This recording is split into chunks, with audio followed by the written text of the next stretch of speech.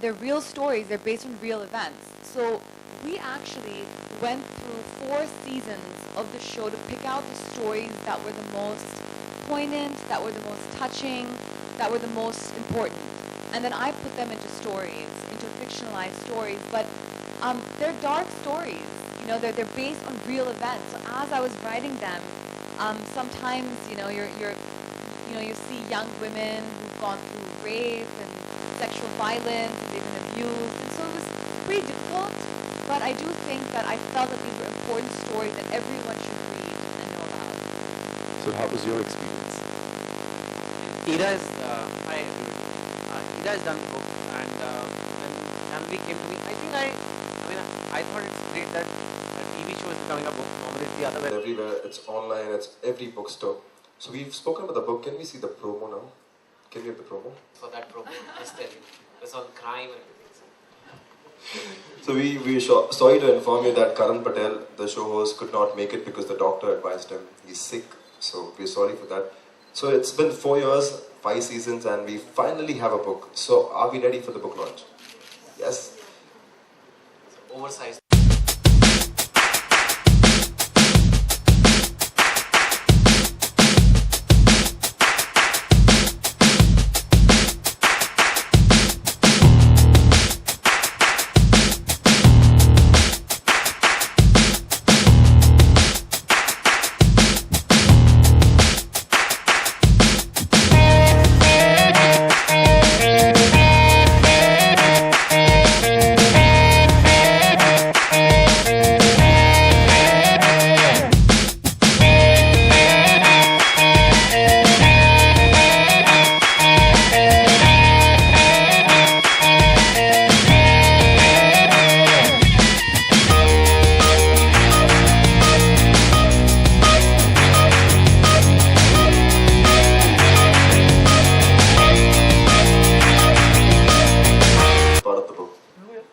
Can we have the book reading done? Sure. So I'm going to, I'm not sure favorite is the right word with stories that are a little horrific, but I'm going to tell you about a short story which I felt was, particularly disturbing.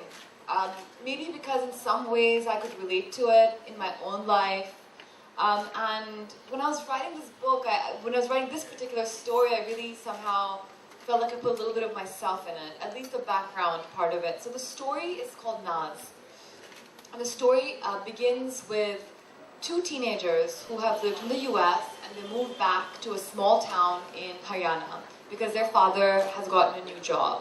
So a little bit similar to my background, because I too moved from the US to Indore, a small town, when I was about in the 9th standard.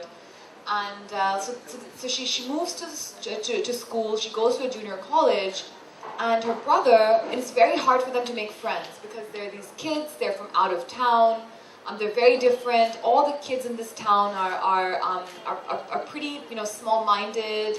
She doesn't speak Hindi very well, and her brother especially, he was very popular back in the US. He was a very good football player, and he comes back and it's hard for them to make friends.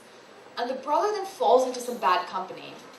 It's a bunch of 4 boys, and they have a gang, and they're quite, they're bunking classes, they're always getting into trouble. One of the boys, his father's an important politician, so they can't kick him out of school.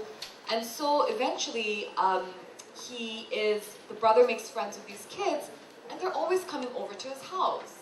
And Naz, who is his sister, she's happy because she feels, wait, my brother's making friends, maybe these friends can be my friends as well.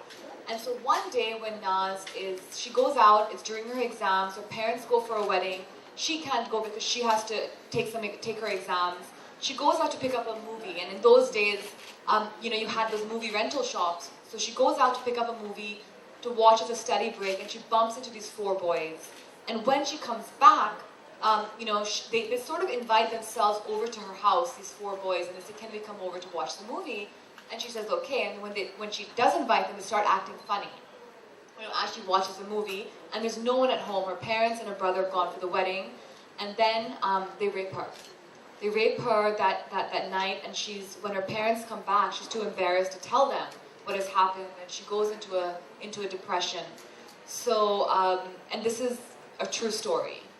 So I'm going to just read a little bit of that section. What happened? So this is, the story is told from two points of view, her brother's and hers. And so this is Naz. And Naz means pride. So the story also means how her own pride was broken by the injustice that was done to her. For days I was numb, unfeeling. I felt as if I was stuck in a nightmare that I hoped would end very soon. But it was unending, and the more I moped, the more I kept to myself, the deeper I sank into depression. I didn't want to tell anyone or talk to anyone. I only wanted to be by myself, alone, because a part of me kept on saying that the nightmare would end soon. But it didn't.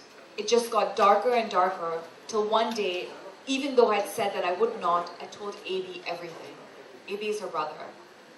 Once I did, I felt as if a huge weight was lifted from my shoulders, but I was also more scared. What would happen now? AB was shocked, angry, violent, sad. He broke down and holding his head in his hands, he blamed himself for everything, for befriending those criminals, for bringing them home, for his poor judgment. But unlike me, despite being devastated, he took action, beginning by telling my parents. Papa did not want to go to the police. He did not trust them. He thought that we should deal with it ourselves, instead of turning it into a public scandal handled by inept authorities. Mom, on the other hand, was both livid and crying at the same time, put her foot down and told him that she would move heaven and earth to make sure that those boys got sentenced, and that to happen we had to seek redress and get justice. And justice we did get. Within weeks, all 4 boys were charged with rape. Nab, Arjun and Rakshay were sentenced to lifetime terms in prison. Ronak, who was below 18, was sent to a juvenile correction center. The judge, a kind old lady, assured us that she would ensure that he got his due punishment, though it looked unlikely at the present moment. In one way, I was satisfied with the outcome of the trial, but in another, I knew that it didn't really matter, because something fundamental within me had been destroyed. And no one, no lawyer, no judge, no arm of justice could ever restore that. So, also in this story are little elements of the Nirbhaya rape case, and that's why I had one character who was sentenced to a juvenile facility.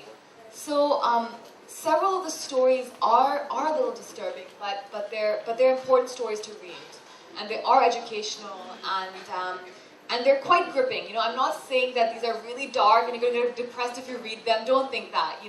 They are pretty gripping. They are pretty thrilling, and I do think that especially if you like crime stories, these are exciting to read as well. Interesting.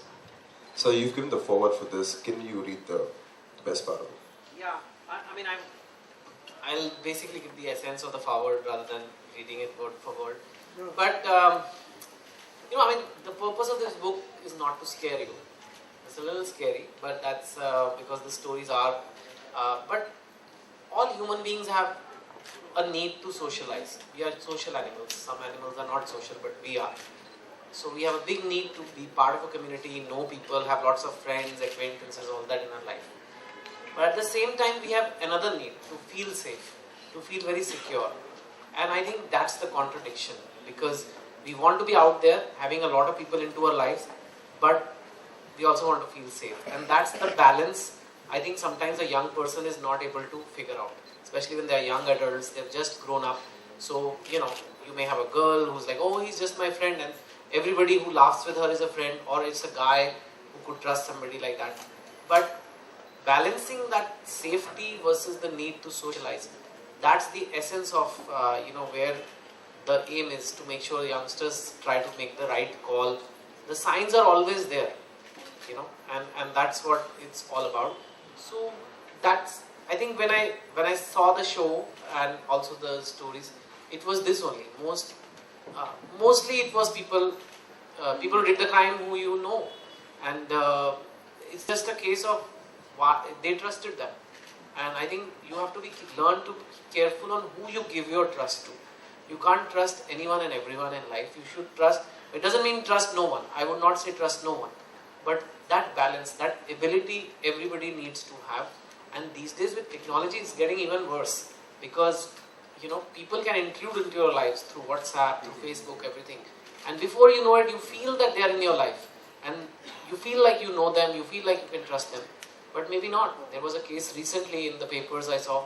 19 days a girl had known a guy in Bangalore. And a proper, like, she worked in a software company. The guy also worked in something. He came and he murdered her and left. And it was just bizarre. And otherwise, without Facebook, this would have not happened. But it's here to stay. These technologies are here to stay. So we have to learn how to manage them. It doesn't mean that someone presses a like on your picture, they like you. Or they can be trusted. You know, it can be very different. And also I think we have to keep in mind, especially as women, especially as young women, especially women who are going out to